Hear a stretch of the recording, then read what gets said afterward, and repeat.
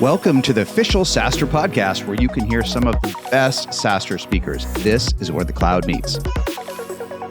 Up today on the SaaStr podcast, if you don't know your FTE, if you don't know the answers to these questions, and you're spending any material amount of money on an agent, you're wasting your energy. And so it will be interesting to see where it goes this year. A lot of the agents we use are pushing down market to be more self-service. So far, that doesn't work.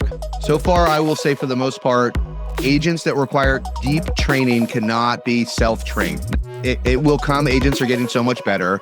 That's frontier one. But wait and see. Be skeptical if you buy a cheap tool that says it's self-trained. Make sure it works. And you know the time.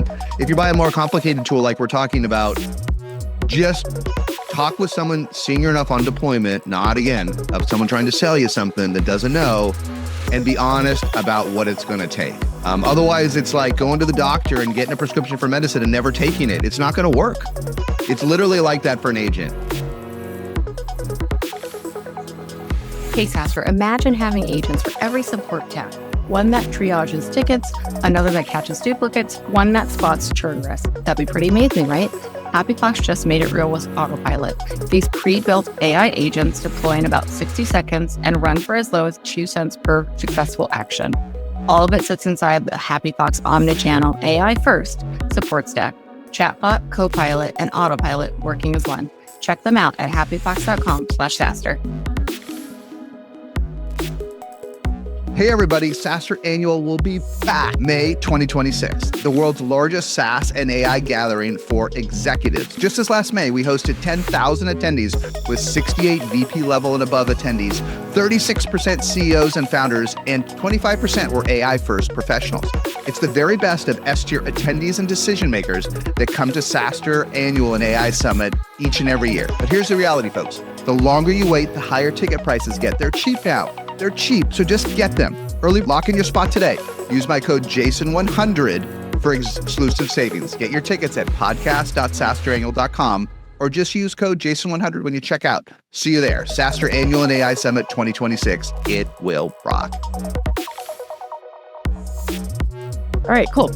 So, to kick things off for today, we wanted to talk a little bit about where we're at today with all of our agents, and maybe more importantly, now that some of you have deployed at least one agent and are looking at doing multiple agents kind of in the path that we've been, what does that really take in reality and fruition to do this multi-agent management? What does that all mean?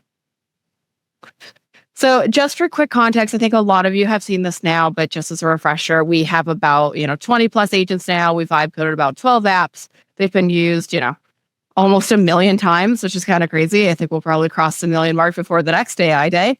And so that's a lot of usage, right? And so a lot of the things you'll see us talking about today, we also have on saastr.ai/agents. So you can always go there at any time and see some of either the third-party tools or the in-house ones that we've built and kind of play around with them there. Okay. So what have we learned now that we're about, almost, depending on how you count, either 8 months or a year into this journey? It's funny, I was looking up when you joined Delphi, Jason. I think it was December of 24, but I didn't get on it until February, March timeframe. So depending on where you count, fully deployed though, I say 8 months with multiple agents in tow. So we started with Delphi. If you guys haven't tried it, you can go to saastr.com. It's the Jason bubble there. You can talk to his clone. So we added that, and then we quickly learned, it was doing kind of advice and support, and we spent a lot of time training it. We've talked about it on other pieces of content here, but that was our first foray into an agent. And I think support and sale, I see now is the most two common use cases of where people deploy their first agent. So super common thing to do there. And then, then we added an outbound AI SDRs. We added multiple of those. Now, that's not necessarily, I think, a path that everyone needs to take. You could probably deploy an outbound AI SDR agent and do it well. And then secondly, I think too, we also looked across our sales funnel of where do we want to be in terms of what else we want to deploy and go to market. And so we quickly added, multiple outbound AI SDRs, an inbound AI SDR agent, and then multiple agents across go to market, and then a few custom vibe coded apps that some of which we're using now internally, but mostly our external facing when the pitch check valuation and things like that. It's a good summary. A lot of folks have followed the journey, but we did push the limit here, as some folks know, after saastr AI annual last year in May.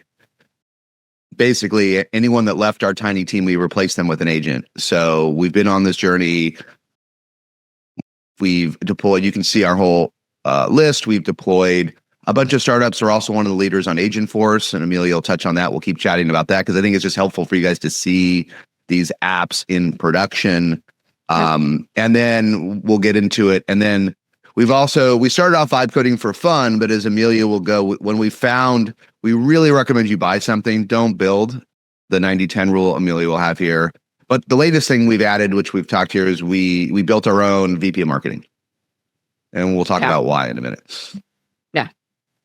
So that's kind of been our journey. Again, it's not necessarily that everybody needs to be at, the number of agents we are. For a lot of reasons, we try different agents, right? Like part of the saastr community and ecosystem is we are trying different agents. We have different partners. And so we have also a underlying need to just try a bunch of different things. I also am just wanting to try different agents and see what works and what doesn't.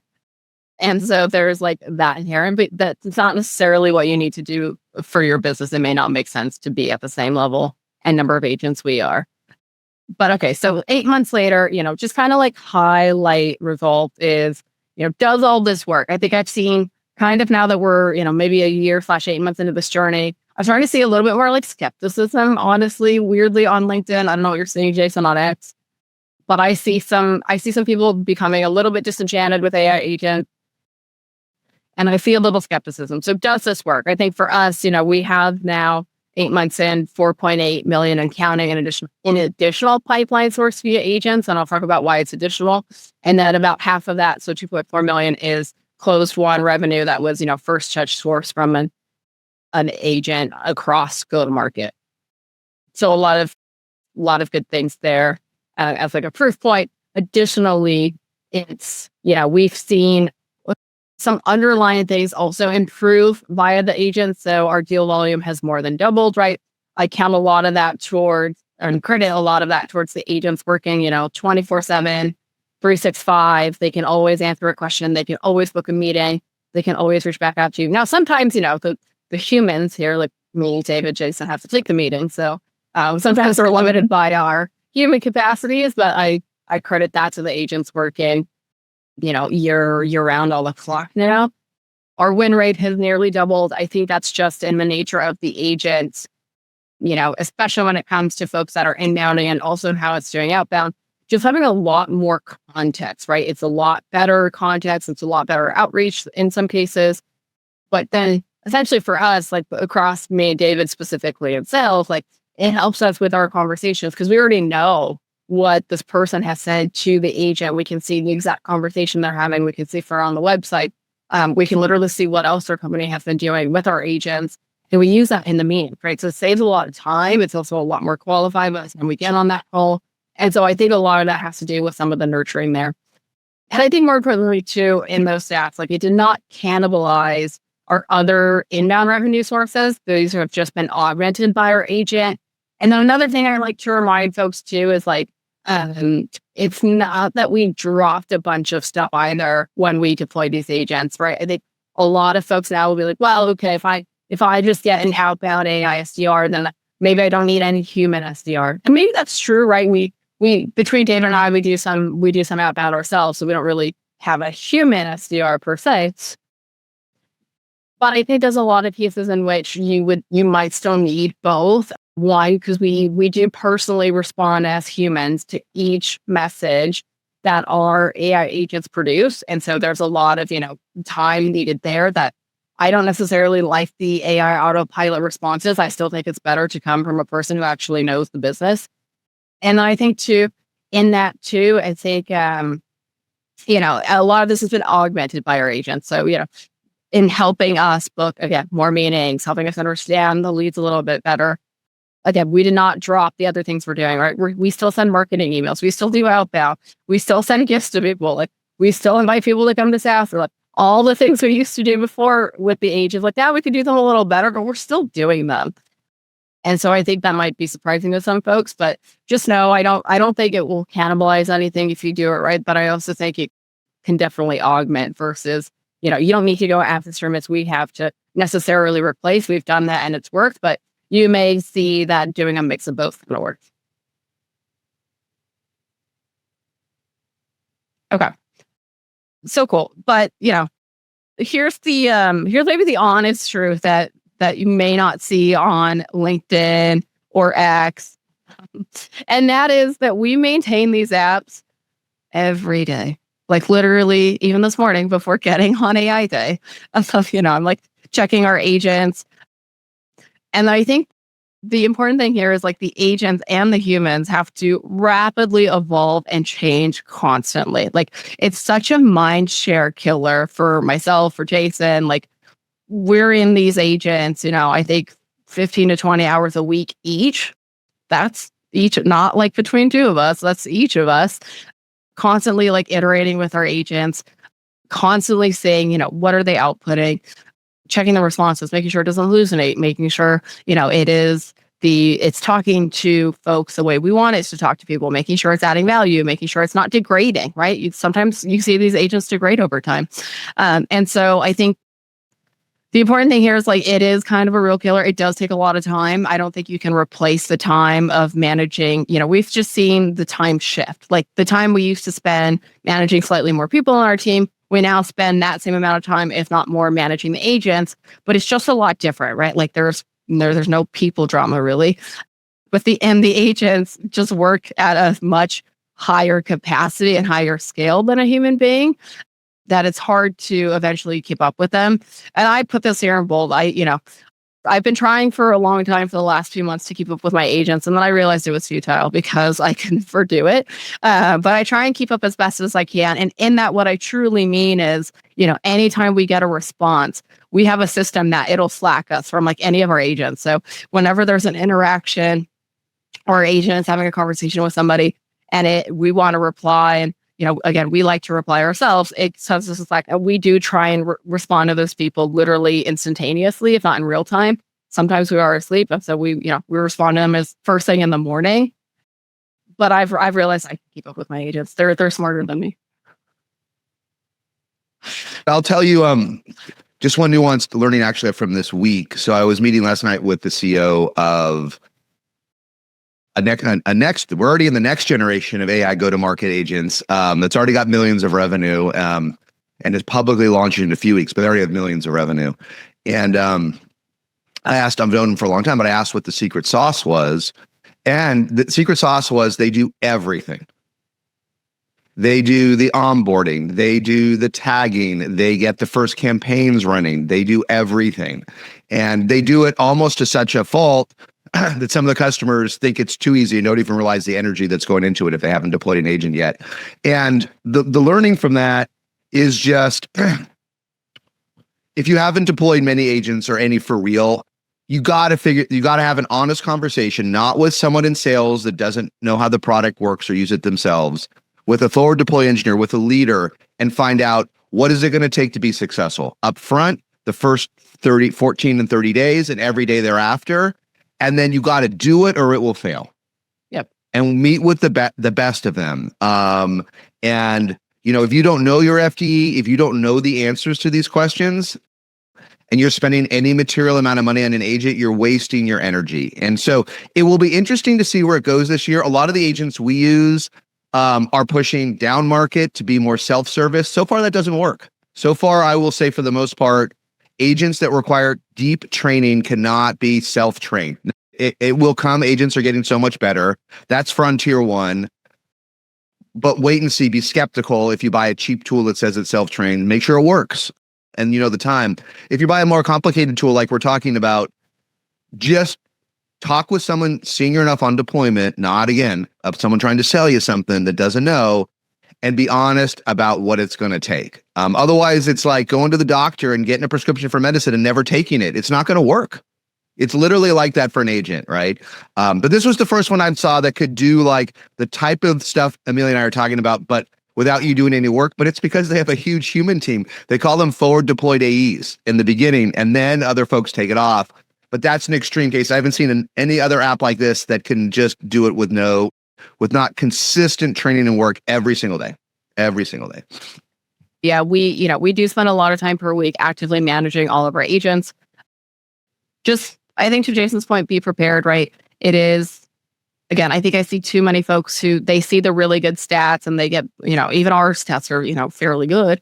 And they get a little like mesmerized by them, thinking, okay, it's AI, I can just prompt it and it'll do it fairly quickly. I'll say too, like most of these agents have some sort of prompting in them, but they're not necessarily all built via a prompt, right? Like, don't think about it the same way you think about putting a prompt into OpenAI or Claude.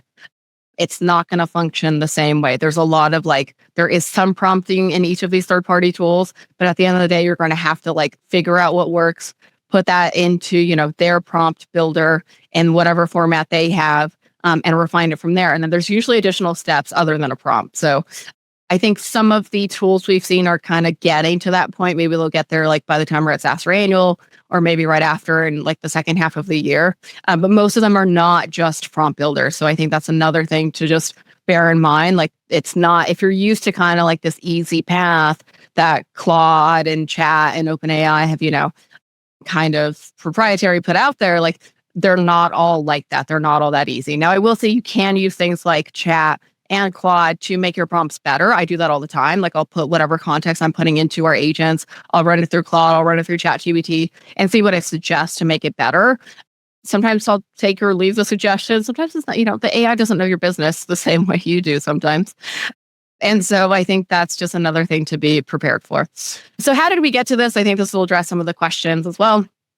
Yeah, how did we get to these results of, 4.8 million in counting in additional revenue, 2.4 in closed one, so about half that. And then also, we've now crossed the 60K mark in how many emails and interactions our AI emails have had just in the sales funnel, right? That's not even counting the almost close to 1 million we've had in our proprietary interactions with our vibe coded apps, but that's a lot right there. You're going to explain how this works, and given how tiny we are, it's pretty impressive numbers. But if I had to summarize all of this, and then challenge me if I'm wrong, because you're doing the real work, right?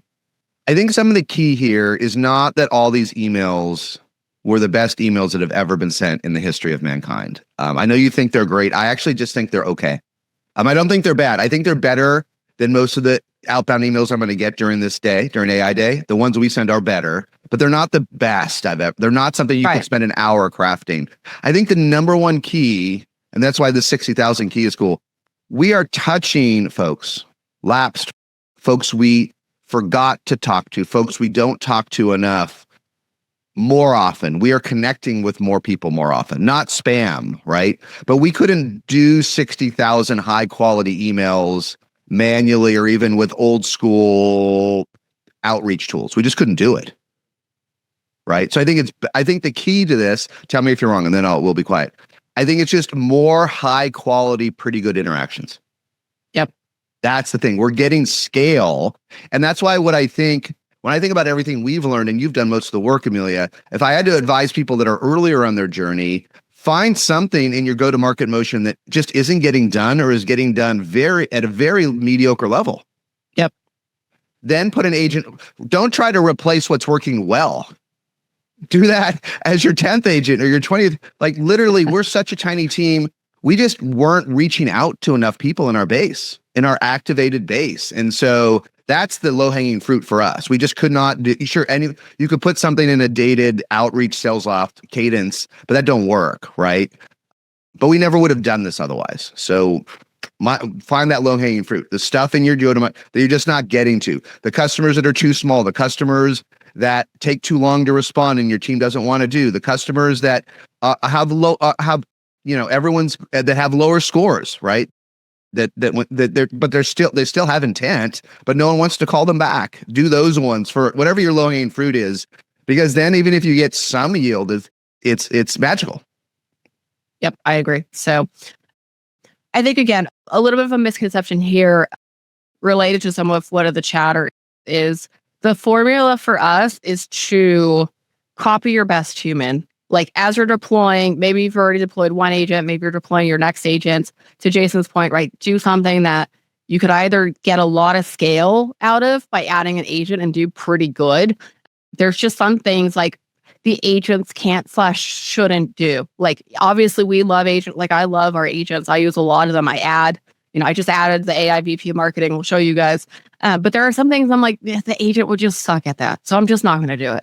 It's just like, there are some things I still need humans to do. Like a lot of the production stuff we're doing for SaaStr Annual, I'm like, I still need a human to do that, dude. The agent is not there yet.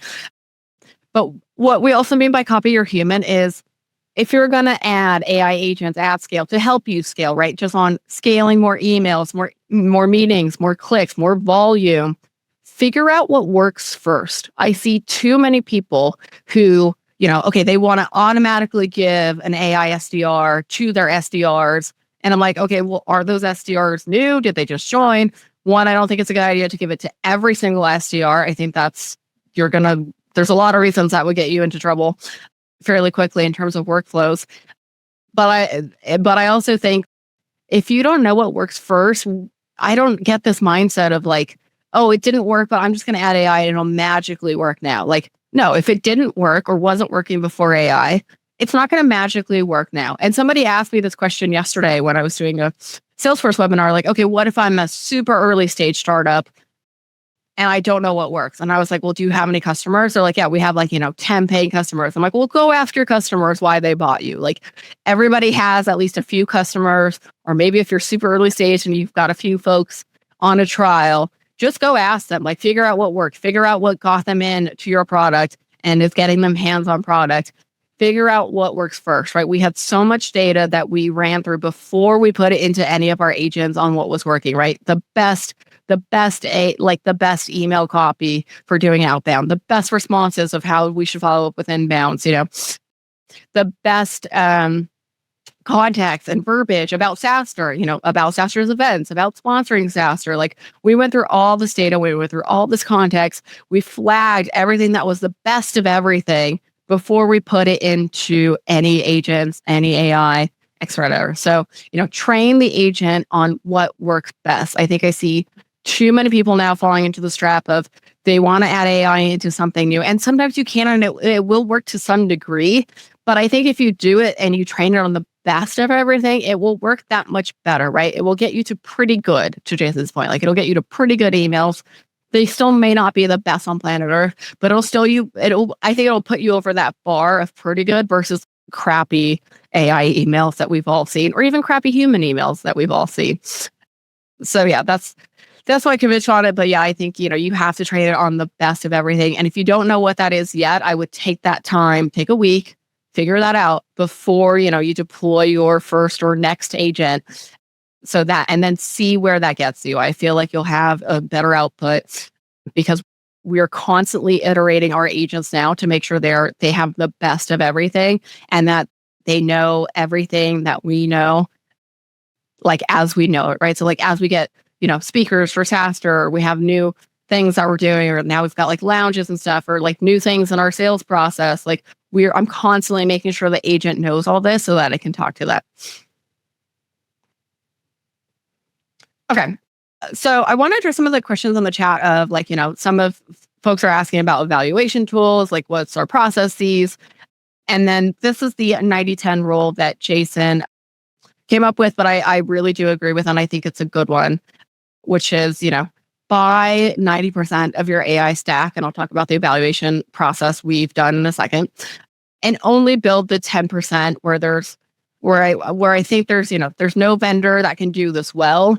And it's either a P1 priority, or as you'll see in like our AI VPM, I built that agent because it was a commodity. Like it was something where even with all of our agents now, I was like, I still have so much data from SaaStr internally that I want to act on.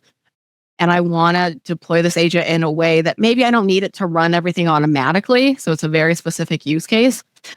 But that was where I kind of built that. And that's where that kind of fostered in from, right? It's like, okay, I had all this data. I wanted to do something that was more internal facing, not necessarily external, like a lot of our go-to-market agents are. And so in that case, it made sense to build. I'd say for a lot of things, it doesn't make sense to build, right? Like if you guys listen to the podcast, Kyle and Jason did. I think we put it up like last week or something.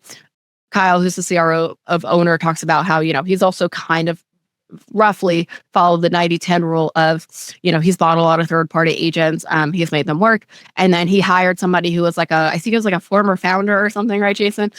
To like build a proprietary in-house tool. And that's like one extreme, right? But like even that 10% that he's building in-house, like he hired somebody who like was a CEO, was an engineer, like knew how to code. Like I think he was like a CEO of like an LLM company or something, like knew all this crazy stuff and like could build a proprietary like internal agent. But again, for a lot of things, it probably won't make sense to do. I think too, just to address some of the questions on the chat of like what's been our criteria. And we've talked about it a little bit before, but when you're evaluating these tools for the 90% you want to buy, I think the important thing is to, one, again, I don't know why I think in the age of AI, people sometimes will throw things away because they're like, oh, there's this shiny new object. I literally asked all of these AI tools that we now use and deploy for help. I was like, I need one, I'm going to need help. Like I'm going to need an FDE. And two, let me talk to people who have used this. Like, I think I see too often folks are like, okay, it's an AI tool. And so I'm not going to ask for a customer reference. Like ask for a customer reference. I do these all the time now. Like I try to make them as short as possible now because, we do these webinars and stuff too. But I do these all the time now, like Marshall from Mango Mint, Kyle from Owner. Like we do this all the time, like Philippe from Persona. We do this all the time now. People ask us constantly for like, a customer reference. Like it's ask them for a customer reference. And if you can, ask them for one like in your vertical. See what they say to you, right? Like if they push back, maybe don't use that vendor. Like most of these folks have at least one customer that's slightly like if they don't have one in your vertical, maybe you can give them a pass on that. But like at least talk to a customer and then see how much they will help you, right? I think a lot of these tools, to their credit for the third-party tools we do use now, have been helping us along the way, right? Like there's some of this like we've learned from just now deploying so many agents, but some of it was because they put an FDE on our success team, right? Like Salesforce put an FDE on our success team. Artisan is unique in that, anytime I have an issue or I have an idea, I just email the CEO or the head of product, qualified. There's an FDE on our success team. Oh, Replit, we have an FDE on our success team. There's just so many cases here where if you ask them for that, they should give you some level of that service, right? Like to make it work because they should want your business and they should want you to be successful. Now, it doesn't mean that you need to have an FDE like every week. Like now I meet with them a lot less often than getting started, right? But you should ask them at the very start, at the very least, to have some FDE time at the start. Say one thing on third-party tools. I know this is versions of things we've said since the beginning. When you're talking to a vendor, if it doesn't feel right, don't buy it. Yeah. It should feel right. It should feel... A lot of folks flame me a little bit when I say a lot of agents should almost get you going for free, right? And a lot of the agents can't do that. There's economic reasons, there's headcount limits. People can't really train you and deploy you for free. But if you look at like the 20 VC that I did with Harry and Rory when Mark Benioff came on, it was interesting when he said he wished he could. He said he can't at Salesforce, but he wished he had enough FDEs that everyone could be in production on Agentforce before they had to pay. It's not practical, but the best ones take you as far down that journey in the age of AI as they can. They're proud of their products. They'll show it to you. If something doesn't smell right, if it doesn't feel right, if you don't think it's going to work, it won't work. Buy another one. Even if the brand's less good, even if it's scrappier, even if whatever, if your spidey sense says this agent isn't going to work, don't buy it. Yep. I agree. I think too, like, that's the point you made on the free trial. A lot of agents cannot say you up for free. That's a really good point in the evaluation. So yeah, we threw down for these agents. It makes it hard. It makes it hard. It makes it harder. You have to take some risk. It is interesting. It is interesting that when you look at the prosumer AI tools that we highlight, all the Reeves and the Gammas, they're lucky because you can get so much value for free. Even forget about $29 a month or $99. Actually, the free products are great. Like try those tools. The problem with AI GTM tools is like, even if they want to do it, they can't do it, right? So you've got to take some risk, but maybe not later in the year. But don't do it if it doesn't feel right. All right. That's our kind of like build versus buy rule. And then once you get to this point of the process, like something I wanted to address, which is also the title of our talk today, was what does that look like in reality once you get into multiple agents, right? And I'm going to say something today that it's not so simple. Don't let that scare you. Don't let that like frighten you off of doing more than one agent. And maybe you stick to one and it works really well, and that's fine. Like not everybody needs to be, I think, on a multi-agent management journey. But just know that if you're in that journey today, for ourselves and what I've heard from some others is it's kind of all band-aided together.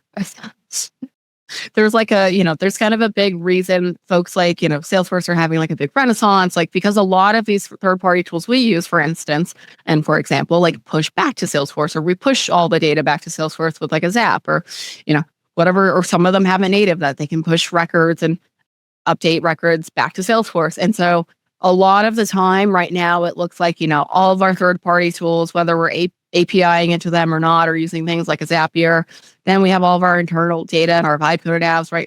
We're pushing all that back into things like, Claude, Zapier, back into things like Salesforce as our like system of record, just to keep all the records up to date somewhere central. But, that's not native now, right? For now, that's not native at this moment. And so it takes a lot of webhooks. If you haven't heard this word, you'll probably learn it fast. We have so many webhooks in our Zapier account. I can't even like count them, right? Like we have so many webhooks just firing all the time to like push things back. But I'm pushing them again as into one kind of thing. And for now, that's like Salesforce, because it can ingest all this data and take all the context for our agents. And not to say like you could say, okay, I don't maybe need that data everywhere all at once. But I like to have it. I like to build the context of the agents from one agent to another. And so to let it build on itself, we use a lot of webhooks. We use Zapier. I know N8N is having like a renaissance now because it's kind of the same thing, but just built in the age of AI. But whatever one you use, right? You're gonna see quickly, and I've got a screenshot of it. You end up with a lot of like different hooks and kind of like hodgepodging things together. But I think that's just for now, right? I don't think that's a problem for always. I think it's just a problem for now, in the first half of 2026 to have it kind of web hooked into things that you need to make sure you can control the flow of what your agents are doing and where that data is ultimately pushing back to and pulling from. I do think you should pick one source of truth, right? At the end of the day, to store some of this and then build further context for your agents. We put Salesforce, so you could pick up HubSpot or something else. I think also to get used to your agents talking to each other on their own. It happens. Our agents talk to one another. It's fine. Get used to also as a human, like talking to your agents. It is kind of a weird thing to at first get used to, and then you'll get used to it. And then also get used to, for now, copy pasting context. Like we do a lot of context sharing between our agents. Like, yeah, some of this pushes to Salesforce, but sometimes I'm like, you know what? I don't want it to push through that flow. I'm just going to copy paste something in this context from one agent and then put in the other agent, like the way that it understands context. And so again, that's not necessarily the simplest or the cleanest path of multi-agent management. And so I just wanted to be for real about that in today's world, that's what our reality looks like. But that's also because we use a lot of specialized tools. Like there are obviously, I know there's like all-in-one agent builders out there. Some of them are coming to SaaStr this May. But for us, like, I like to use the specialized tools. I just still find that the output is a little bit better. Like I like to use the best of everything in each agent versus like an all-in-one tool that can build multiple agents. For us, it works better. For you, you might see success in using an all-in-one tool. But for, if I could build different agents across the board. But for us, since we use like very specialized third-party agents, this is like the reality we live in. But you might not live in it if you pick one system that can do multiple agents. You might just have to manage one from there. And if you're like, okay, I'll trade off maybe some of the quality for quality of life and managing all the agents, then it might make sense to use an all-in-one.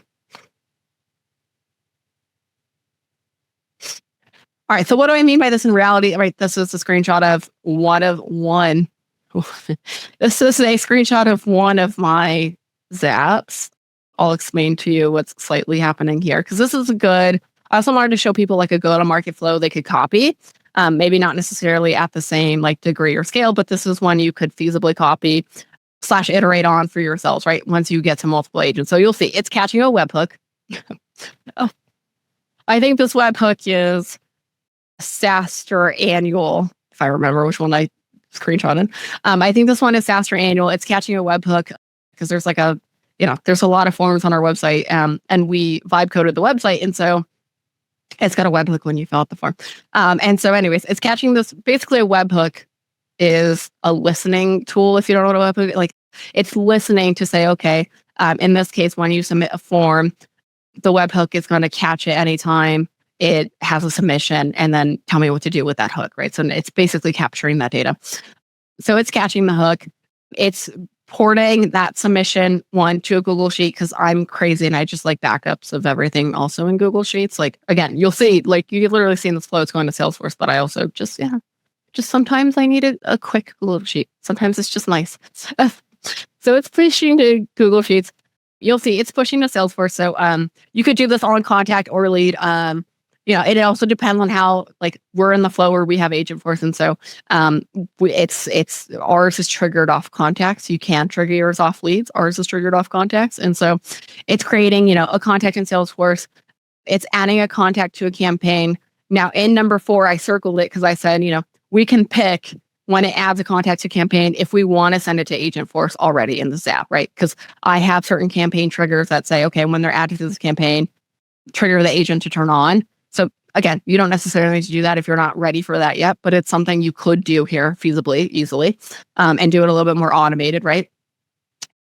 Then, it's going to find those records of the company. This is a little misleading because it sounds simple, but it's finding the company records, right? So since this is a contact level contact that it's created and triggering to Agentforce potentially, now it's going to find records of, okay, basically, I'm asking Salesforce to see what is this company on the account level, because we use account level contact records. What has this company done with us? And so I want it to find those records of what that company has done with us. And then, I want it to get the record attachments. If you use Clay, you can use it here in a very kind of fun way to say, okay, if I already have a table in Clay, you can have it like summarize for you, and then also like look at LinkedIn and say, okay, what else is this person actually also doing on LinkedIn? What are they doing? What are they posting on social media, for example? So again, you can get more context. You could skip this step if you're like not into using a Clay table, but that's a fun way you could do it there. And then you can send a Slack channel message to send you all this context of like, okay, here's the contact that I just added to the campaign. Here's the account information about it. Here's the, Clay context about it. And then I'll send you a Slack about it. And then if you really want to, you could do things like make a gamma. Like if you wanted to make either a landing page or a presentation for this person to send in their email about, let's say how to use gamma at SaaStr or whatever, like how to use whatever your company is for SaaStr. You could do a super complex flow like that, have it make you a draft presentation or landing page to send to you. And then, in Gmail, you could create a draft, ultimately send to this person if you want to do it that way. Again, this is just a sample go-to-market flow. You can see I didn't like fully set up my Clay table because I'm just feeding through this. But again, this is a good sample go-to-market flow. You'll see it's like, it's got agents kind of layered in it. There's like an Agentforce layer in it. There's a, if you consider a Clay an agent, there's a Clay agent in there. This one pushes to Gmail, but if you have an AI SDR email platform, you might want it to push to that platform. But, all that I think is just important to see as an example. In this multi-agent management sample flow, right? Again, this is just a sample flow of how you can feasibly kind of manage agents, which right now for us is somewhat messy, but it looks a lot like these Zapier flows. It's a lot of Zapier to Salesforce, to other things, to APIs, to whatever. And so yours may or may not look like this. I think a lot of times folks will be like, oh, you guys have 20 agents. Like, who are you using as your MCP? I'm like, we don't have one. Like we don't have a true, like I don't consider this Zapier or Salesforce thing a real MCP. I consider it a MCP light. But like it's not like if you truly look up what an MCP is, it's like it's not a true MCP. Like yes, like the context is sharing back and forth, and you can kind of get there on Zapier and Salesforce. But I call it light MCP in air quotes because it's not really an MCP. And so many people have been asking me that lately because they've seen all of our content or our agents are like, yeah, what do you recommend I use for my MCP? I'm like, I'm not using one truly. Like this is my MCP. It's a lot of human work. And so, again, this may not be your use case, but this is how we've done it. Okay. I just want to deep dive into two quick things because I feel like there are a few related questions to it. So I have a few deep dive slides on the AI SDR and then a few deep dives on our AI VPM that I'll just quickly touch on. And then if you guys like this content, I can go fully, I don't know, I could do more questions at another time. On another Wednesday. That's not AI day. But yeah, on a quick deep dive, I think things to keep in mind because a lot of you in the chat seem to be rolling out like your first AI SDR now. I think a few tips and tricks, just agnostic of any tool that you use. I feel like this is good. Hopefully good advice across the board, regardless of what tool you're using, which is one, to treat each outbound segment dynamically. And what I mean by that is like even across our, multiple agents we have for AI go-to-market, I don't do, like I see people do one campaign for like 10,000 leads. I'm like, no, I max my campaign to like 100, 500. Like I want each campaign, each sub-agent to be highly customized, highly trained to the exact segment that it's going after. Not like a broad, hey, have you heard about saastr? Like, no, I want to say, okay, these are my outbound segments. I put a chart here on the right that I made for our outbound AI SDR funnel. Hopefully it's helpful. But I treat each of these dynamically and I train each sub-agent dynamically on each of these things so that the output, to Jason's earlier point, is pretty good, right? Again, maybe it's not great, but at least it's pretty good because everything is tailored. The audience is hyper-segmented. The messaging is hyper-segmented. The training is hyper-segmented. Hyper-segmentation in the age of AI with these agents is your friend. Don't spray and pray, please. Like, don't do that with your agents. I see a lot of people do that. That's how you get the bad emails on the AI SDRs. Another way to think about it too is to not think about it in the human ways of segmentation, right? Like a lot of times, classic outbound would be, okay, I'm going to do it on the geo of where they're based. I'm going to do it on their title. I'm going to do it on their role. You can see on my chart, none of that exists here. Like I'm not doing any of that super high level, almost artificial segmenting. We do it hyper segmented. And the reason we do this is to, as I bolded it here, give your agent context, right? If you're already used to using chat in Claude, what you're doing with those agents every day is talking to it, giving it context, telling it about your business. That's the same thing you have to do for these AI go-to-market SDR agents. You have to give your agent context. And the more context you give it, the better the result will be. And so that's why I hyper segment everything, list, messaging, targeting, etc., all hyper segmented to the AI SDRs. And that's across all of our AI SDR agents, right? You have to give your agent context for it to understand who are you trying to reach out to? What are their specific pain points that your problem and your tool can solve? And then I'm going to use, my classic AI of I can scrape the internet, see what their company is doing, and relate it back to them. And so you'll see in my outbound AI SDR funnel, none of this is like cold leads, and none of it is like geo or title or location. And I think too, this good I don't know how long this list is, 12 things. Like for most of you, start here. Like start here with your AI SDRs. Too many folks I see now are doing AI SDRs. I'm just going to let it loose on cold outbound because that's what our human SDRs don't want to do. I understand your human SDRs don't want to do cold outbound to people who don't know you, but neither does your AI agent because your AI agent does not have context for why you should be reaching out to this person. So same rules apply here. In outbound AI SDRs, start with the hot people, the people on your website. A lot of these AI agent tools can de-anonymize some of your website traffic to email them. people who have inbounded to you. If you have like abandoned carts or trials, or you have event leads, start with all the hot people. Do the people who was a customer, maybe they changed jobs. Do current customers. Like, we do this all the time. I'm like, I email people who bought a ticket for London to come to saastr Annual in May in SF.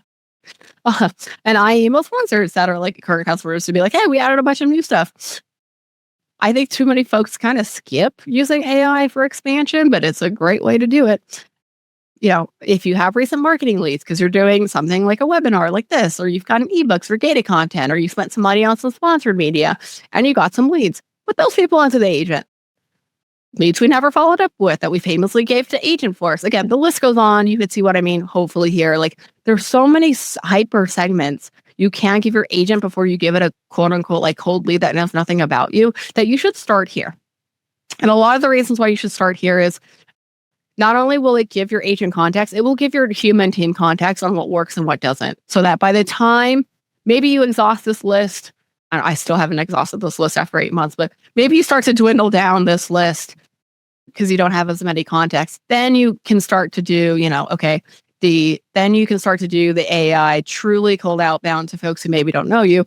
But at that point, you're using what worked. Again, this all goes back to what works, right? At that point, you know how to train your AI agent. You kind of know what's worked for these audiences. Then you can make a very informed guess on what would work for a truly cold lead. All right, hopefully that's helpful. I think the other quick thing just across the board, and then I'll go into our AI VPM that we built and try and do some quick questions is, AI is great because it can ingest then everything, right? We have it, again, ingest the best of everything, your best case studies, your best everything, right? But also tell it what you can't do. And I think this is a super important nuance that I've only learned after 8 months now. I used to just be like, okay, here's the best of everything, super good, stay in these boundaries. And then over time, because AI the agents are so self-gratifying, it's trying to beat itself, right? It's like, hey, Amelia, I did pretty good. And so now I'm going to start to maybe either make stuff up or try and beat myself with my opens, clicks, meetings. And I'm going to start to say things that maybe you didn't put into the context of the agent. And so I quickly learned a couple months in, actually, that once you start to do this at scale, it's maybe just as important to tell your AI agents what you can't do and what you can't do. I have now told it, okay, we don't do that, or we don't do this, or we don't do that. We don't offer people a speaking slot. Yeah, we have speakers at saastr, but a lot of people apply to speak. Send them to, the content committee submission form, do that instead. So I think that's just an important nuance I've learned over time. So hopefully that's helpful for you guys to know now, hopefully earlier in your journey than I kind of learned it the hard way, because it sent some emails it shouldn't have of things that we didn't do. And I realized it was because I didn't tell it that we couldn't do those things, right? It was just ambitious, in the way that maybe a human SDR would be like, oh, I don't know, I think we could do that. Or, oh, I think that's on the roadmap. Classic, right? And so the AI agent did a little bit of that. And so I think it's important to now to say, okay, here's what we can do. Here's what we can't do.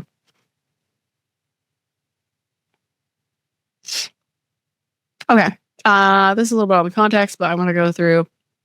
I'm going to upload these slides for everyone. So to saastr.com. So don't sweat it. Also send it to you. We still reply to everything. But maybe just the last tidbit on AI SDR agents is, if you have bad foundations, and what I mean by that is bad context, that's where you'll see bad emails, right? Bad context equals bad emails.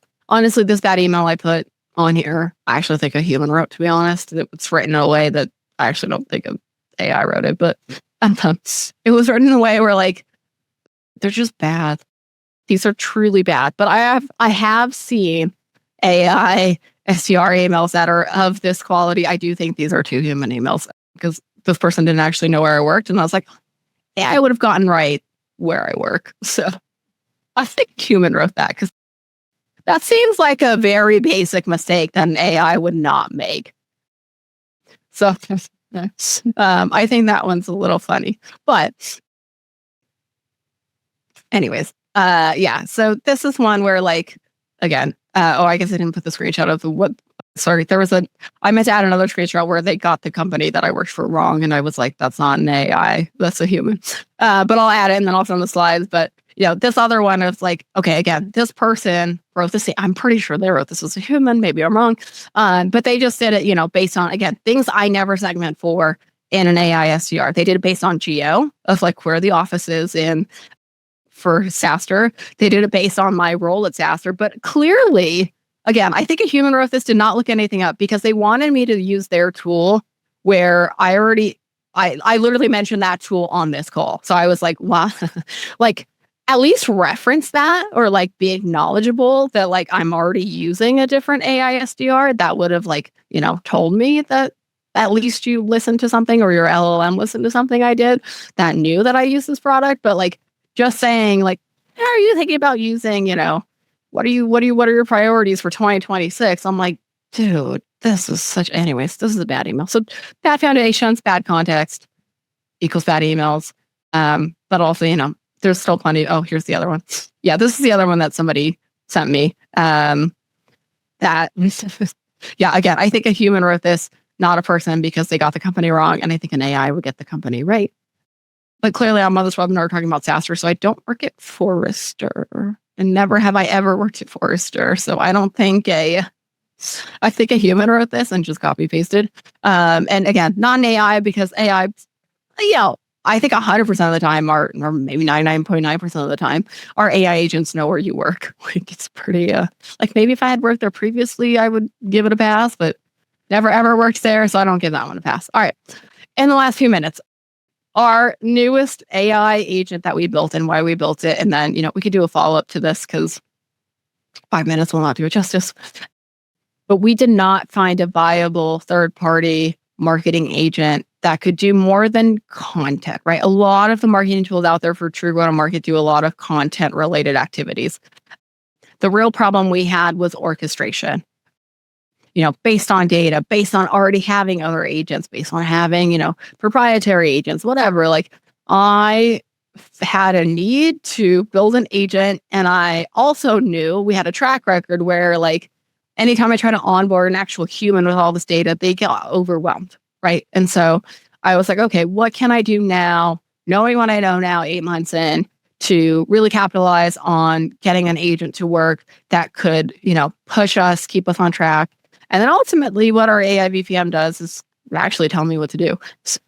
Just like most CMOs. I know. They don't actually do the work. They just tell everybody what to do. That's the dream job. That's the dream job. But the difference on my agent is at least it uses data to give me what to do. I right? see. It's not just what they did. That's just what they did 5 years ago at their last one. I see. Not just like, hey, I used this playbook at my last company. I'm going to do it here and bring in an agency and like a bunch of people. At least my agent was like honest about, hey, here's the data.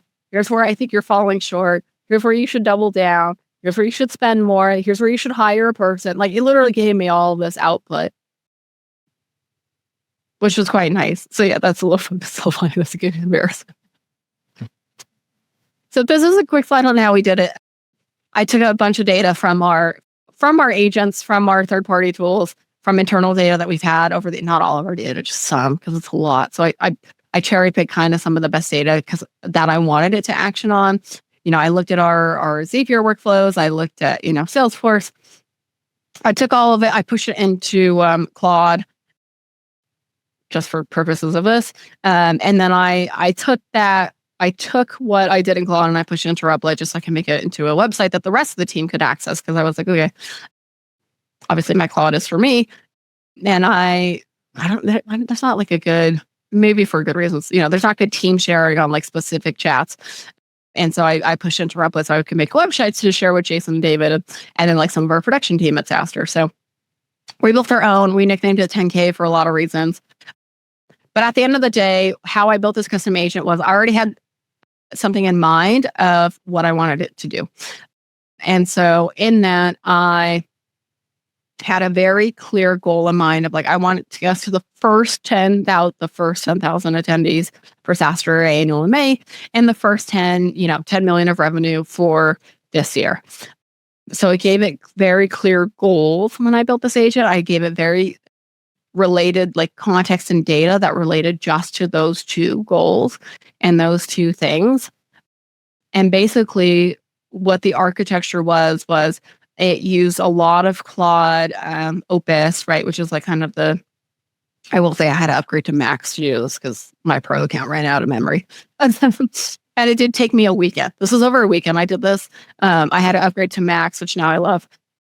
But it at one point, it was like, I was on the Pro plan. It was like, you're out of memory. Please wait until 3. Please wait until 7. I was like, okay, I'm just going to upgrade. I had to upgrade that because I was using the LM.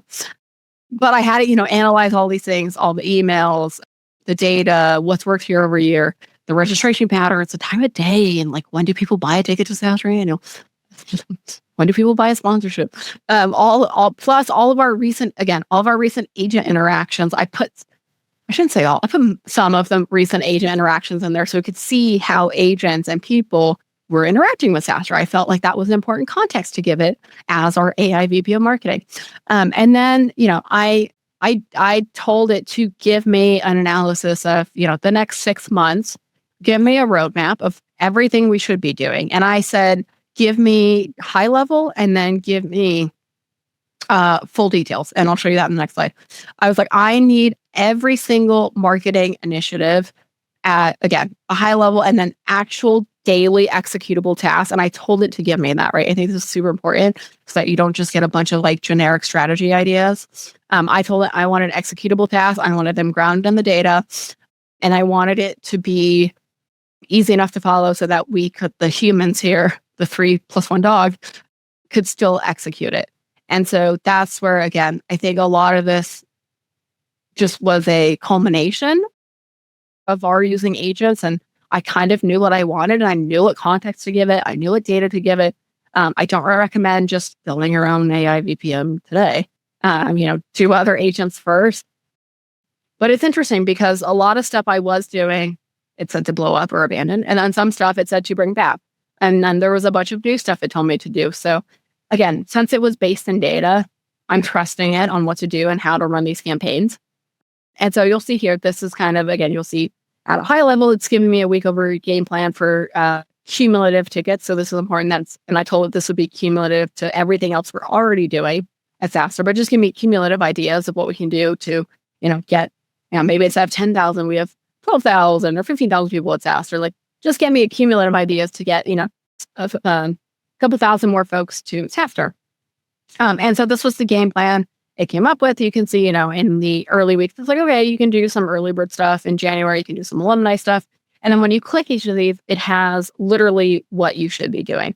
The email, it knows I'm using an AI SDR. It knows some of our AIs. Like, again, I gave it context and writing goods. It said, this is what to do with Qualified. This is what to do with Artisan. This is what to do with 18.4. This is what to tell Jason to do to post on his social media. It literally gave me all these things. It told me how much to spend on LinkedIn ads, what the LinkedIn ads should be. Like, it is that granular level of, you can see it on the left, it's high level, but then it's also super granular. And so I think this is where it's been a important like back and forth between us of just seeing, what works and what can be done on an AI SDR. I think it's important too of like what, 10K, as we've nicknamed him, can do a lot. There are some things though it can't do, right? So like, because I built this as an internal agent,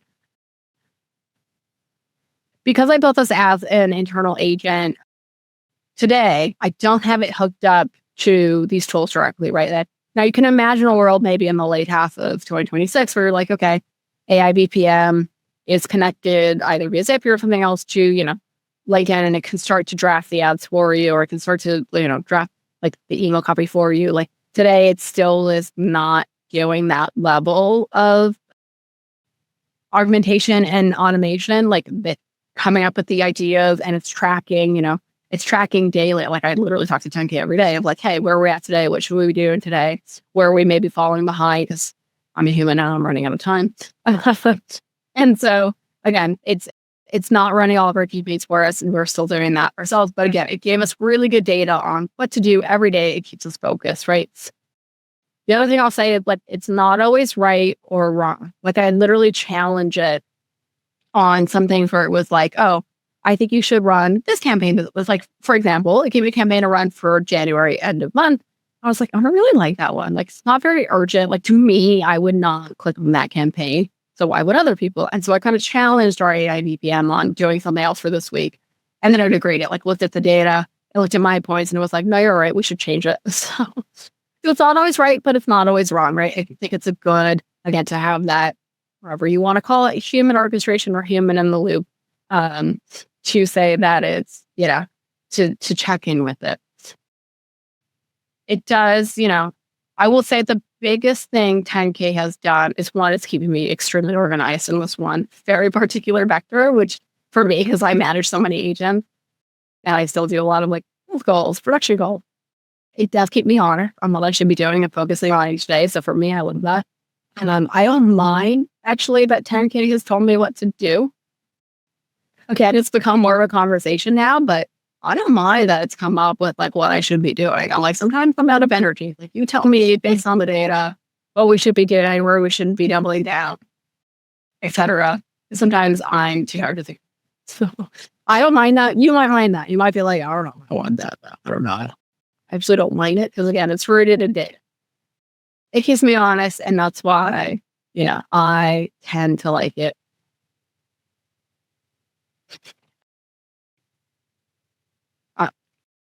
We'll demo this in an AI workshop Wednesday coming up. I think for the future, I think our learning is, listen, that AI marketing tools, no matter what vendors say, are not nearly as mature as the sales tools, which are not nearly as mature as coding or support tools, right? They're earlier. So we had to build our whole AI to map out all of our marketing initiatives for the year to hit our goals. And it's not ready yet to automatically integrate with all of the other tools. All the other tools you saw, from Clay to Artisan, it should integrate with all of them natively one way or the other. It doesn't yet, but that is something I think we will explore as a community and as a group. And I think, to Amelia's point, I think by the second half of the year, this will all work. Like, instead of us having to build our own AI VPM and it being siloed, it will all connect, and there won't be any excuses for shooting from the hip in marketing anymore in B2B. Like, it will do all the work for you. That's what I'm excited about. So, but we'll share our journey and we'll dig into this. We'll do a whole session on 10K and what works and what doesn't in the coming weeks. Yep. All right. With that, we'll do a follow-up specifically for this, because I know I breezed through the AI SDR stuff and the AI VPM. So we can do a follow-up either next. I know we didn't get to all the questions. I'm so sorry. There's a lot of good ones. Thanks for joining. Hope this was helpful. And we will see you guys. I'm literally going to the next session. So I'll see you in the next session. Thank you, Amelia. Hey, saastr, imagine having agents for every support task. One that triages tickets, another that catches duplicates, one that spots churn risk. That'd be pretty amazing, right? Happyfox just made it real with Autopilot. These pre-built AI agents deploy in about 60 seconds and run for as low as 2 cents per successful action. All of it sits inside the Happyfox omnichannel AI-first support stack. Chatbot, Copilot, and Autopilot working as one. Check them out at happyfox.com/saastr.